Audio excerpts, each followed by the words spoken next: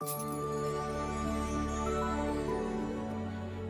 बार मंजुलपुर नामक गांव में दो भाई सुनील और सुधीर रहते थे। बड़ा भाई होशियार मगर घमंडी था और छोटा भाई सुधीर बहुत दयालु था और लोगों से बहुत नरम दिल से पेश आता था। रोज सुबह सुबह सुनील अपने काम पर निकल जाता, 4 बोरी नारियल खरीदता और गांव के बाजार में बेच आता।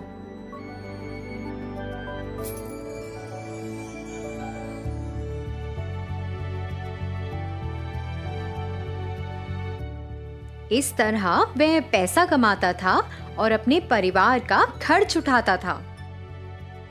लेकिन सुधीर अपने बेटे को तैयार करने और उसे स्कूल भेजने के अलावा कुछ नहीं करता था। घर वापस आने के बाद वह फिर से घर से संबंधित कुछ काम करने के लिए जाता। वह सब कुछ वैसे ही करता जैसे उसकी पत्नी कहती। घर वापस आने के बाद वह दोपहर का खाना खाता और कुछ देर आराम करता था। लेकिन लीला, जो उसकी पत्नी थी, अपने घर के कामों को पूरा करने के बाद सिलाई का काम करती थी और थोड़ा पैसा भी कमाती थी। उस पैसे से वे दोनों अपना जीवन व्यतीत कर रहे थे। इस तरह से सुनील एक नारियल बेचने का व्यवसाय चला रहा था और सुधीर कुछ नहीं कर रहा था। एक दिन सुनील अपने भाई के पास आया और बोला, अरे भाई, आप शादीशुदा हैं, आपके बच्चे भी हैं। कोई काम किए बिना घर बैठने से काम नहीं चलता। ओह हाँ, अब आप तो कुछ जानते ही नहीं, तो क्या करेंगे? आपको पता ही नहीं कि काम कैसे करना है। सुनील सुधीर को सुझाव देने के बजाय हर समय उसे चिढ़ाता था। सुनील की यह बात लीला को पसंद नहीं आती थी। हे भगवान, इसे तो और कुछ काम ही नहीं है, ये तो बस सुधीर को चिढ़ाता रहता है। इसका मुंह बंद करने के लिए सुधीर को कुछ काम करना शुरू करना होगा। ये तो और भी लोगों के पास जाके ये सब बातें करेगा और बाकी सब लोग भी सुधीर को चिढ़ाने लग जाएंगे। इन सब बातों से परेशान एक दिन जब वह अपने विचारों में खोई हुई मंदिर से अपने घर वापस आ रही थी, रास्ते में अचानक एक संत ने कुछ कहना शुरू कर दिया। अपने पति की चिंता मत करो। और तुरंत लीला उनके पास चली गई। संत ने अपनी शक्तियों का उपयोग किया और उसके हाथों में एक छेद वाला करछुल दिखाई दिया। यह करछुल लो और अपने पति को दे दो, इससे उसकी किस्मत बदल जाएगी। लेकिन जब वह इसे ले रही थी तो उसके मन में एक सवाल आया। स्वामी जी, इस करछुल के साथ मेरे पति क्या कर सकते हैं? बेटी, भाग्य तुम्हें रास्ता दिखाएगा। बस इतना कहकर संत लीला को घर भेज देते हैं। लीला ने यह सोचना बंद नहीं किया कि करछुल उसके पति के लिए कैसे उपयोगी होगा। सुधीर ने अपनी पत्नी के हाथों में करछुल को देखा और उसे लेने और देखने के लिए दौड़ पड़ा। लीला, तुमने क्या खरीदा है? एक करछुल? वाह वाह, बहुत अच्छी बात है। यह करछुल कोई साधारण नहीं है, यह बहुत शक्तिशाली है। यह हमारे भाग्य को बदल सकता है। इसके अलावा यह करछुल तभी काम आएगा जब इसका उपयोग आप खुद करेंगे। तभी ये हमारे जीवन को आगे बढ़ने के लिए मदद करेगा। हमारे गांव के संत ने यह बात स्वयं मुझे बताई है। अच्छा, तो इसका मतलब है कि करछुल एक जादुई चीज है। उन्होंने मुझे ये तो नहीं बताया कि वह जादुई है या नहीं, लेकिन ये कैसे उपयोगी बनेगा यह हमारे पर निर्भर है। ठीक है, चलो एक काम करते हैं। चलो इस करछुल को किसी तरीके से आजमाते हैं ताकि पता चल सके। हाँ, ये ठीक है, अच्छा विचार है, चलो करते हैं। तो इस तरह से सुधीर करछुल को पकड़ता है। लीला विभिन्न प्रकार के भोजन तैयार करने के लिए हर चीज को कम से कम मात्रा में तैयार रखती थी। जिसे करछुल के साथ परोसा जा सके। सबसे पहले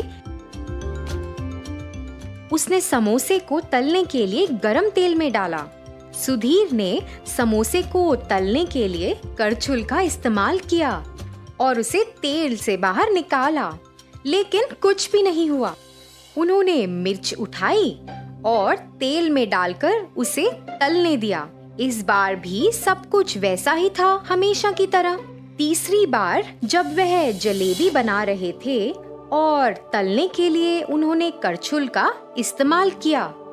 हालांकि शुरू में तो बस 4 ही जलेबी थी, लेकिन अचानक सैकड़ों जलेबियां तेल से बाहर निकलना शुरू हो गईं।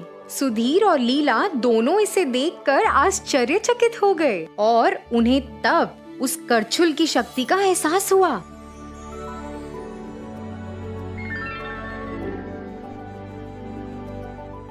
अरे लीला, मैं ऐसा करना जारी नहीं रख सकता, मेरे हाथ दर्द कर रहे हैं। अरे बाप रे, बस एक नजर डालो। और सुधीर ने घर की ओर देखा तो वहाँ सैकड़ों जलेबियां थीं। सुधीर तो उन सबको देखकर हैरान ही रह गया। अरे लीला, हम इसे कैसे खा सकते हैं? हे भगवान, आप ऐसा सोच भी कैसे सकते हैं कि इन सभी जलेबियों को हम खा सकते हैं? मुझे लगता है हमें एक काम करना चाहिए। हम इन सब जलेबियों को गांव में जाकर बेच सकते हैं। अगर हम इन्हें बेचेंगे तो हमें कुछ पैसा भी मिलेगा। उस पैसे से हम अपने जीवन को बेहतर बना सकते हैं। अब समझ आ रहा है कि संत ने मुझे क्या कहा था।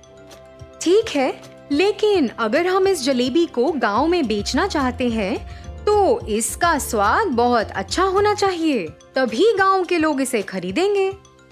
जैसा कि सुधीर ने कहा, उन्होंने जलेबी का स्वाद चखा।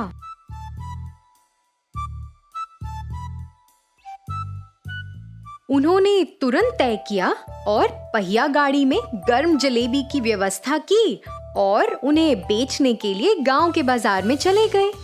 जलेबी ले लो, ताजा ताजा गरम गरम जलेबी। इस तरह वे गांव में चले गए। जलेबी की सुगंध ने ग्रामीणों को उनसे जलेबी खरीदने के लिए मजबूर कर दिया।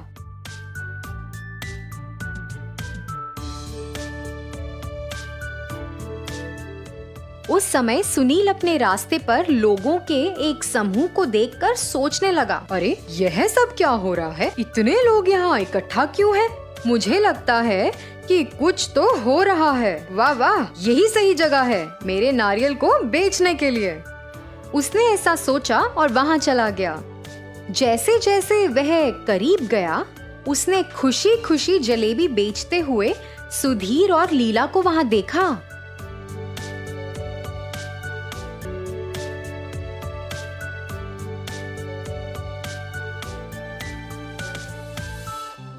अरे ये लोग कैसे इस जलेबी को बेच पा रहे हैं? वे जलेबी बनाने का खर्चा कैसे उठा रहे हैं? इतनी सारी जलेबियां इन्होंने कैसे बनाई? अरे ये तो संभव नहीं है। ये कुछ तो अजीब है, मुझे जांच करनी चाहिए। जब वह ऐसा सोच रहा था, एक ग्रामीण जो सुनील को पार कर रहा था बोला, अरे सुनील, तुम यहाँ खड़े होकर क्या कर रहे हो? अपने भाई से सीखो। वे तुम्हारी तरह सभी लोगों को बेस्वाद नारियल पानी और इतना महंगा बेचकर धोखा नहीं दे रहा है। वह जलेबी बहुत स्वादिष्ट है और लजीज भी है। ग्रामीणों की टिप्पणियों को सुनकर और अपने भाई सुधीर की सफलता को देखकर सुनील को ईर्ष्या होने लगी। इस तरह अपमानित होने के बाद हमने इतनी कमाई की, क्या आज रात हमारे लिए ये सारे पैसे गिनना संभव है? अरे हाँ, चलिए एक साथ गिनती शुरू करते हैं। तो इस तरह से वे दोनों गिनती पूरी कर लेते हैं और उन्हें ये बात अविश्वसनीय लगती है कि उन्होंने एक दिन में 8,000 रुपए कमाए और वह बहुत खुश थे। लीला, चलो हम इनमें से 6,000 रुपए मेरे भाई सुनील को दे देते हैं, उसकी मदद हो जाएगी। मुझे पता चला कि उसका व्यवसाय घाटे में चल रहा है। यदि हम इससे देखकर उसकी मदद करते हैं तो इससे उसे एक अच्छे व्यापारी से अच्छे नारियल प्राप्त करने में मदद मिल सकती है। फिर उसका व्यवसाय अच्छा हो सकता है और उसका परिवार खुशहाल रह सकता है। क्या कहती हो? जी, ये ठीक नहीं है। वो हमेशा आपको टोकता रहता है और आपको बेकार समझता है। और आपने देखा नहीं आपको कैसे चिढ़ाता है वो? आप क्या भूल गए हैं? हम अब पैसा कमाने में सक्षम हैं, इसलिए आप जो चाहते हैं वो कर सकते हैं। और फिर सुनील शुरू से ही सुधीर और लीला को सुन रहा था। उसे अपनी गलती का एहसास हुआ और बिना किसी दूसरे विचार के वह सीधे अपने भाई सुधीर के पास चला गया और उसे गले लगा लिया। उसने अपनी गलतियों के लिए माफी भी मांगी। जैसे कि सुधीर ने सुनील की मदद की, इससे सुनील का जीवन आसान हो गया था और उसने अपना व्यवसाय उचित स्थिति में कर भी लिया था। यहाँ तक कि सुधीर और लीला ने जलेबी बनाना जारी रखा और उन्हें रोजाना गांव में बेचा और पर्याप्त पैसा कमाया। इसी तरह उनका जीवन बहुत सरल हो गया था। तो बच्चों, इस कहानी से हमें क्या सीख मिलती है? एक बुद्धिमान व्यक्ति को अपनी प्रतिभा का दुरुपयोग किसी दूसरे को पीड़ित करने के लिए नहीं करना चाहिए।